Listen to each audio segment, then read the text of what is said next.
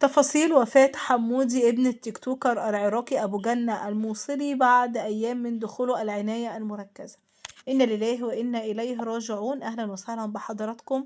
قبل أي تفاصيل لايك للفيديو، اشتركوا وفعل الجرس من كلمة الكل عشان خاطر يوصل لكم الجديد والترند. وقبل ده كله هنصلي على رسولنا الكريم عليه أفضل الصلاة والسلام. وفاة الصغير حمودي نجل صانع المحتوى أبو جنة اليوم بعد أيام من ركوده في العناية المركزة إثر تدهور حالته الصحية نتيجة معاناته مع المرض.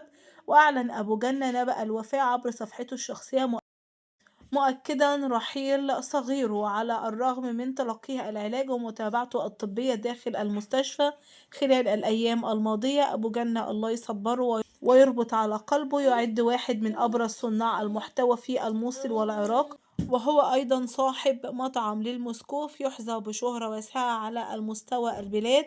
عرف بنشاطاته الخيرية ومساعدته للأسر المتعففة.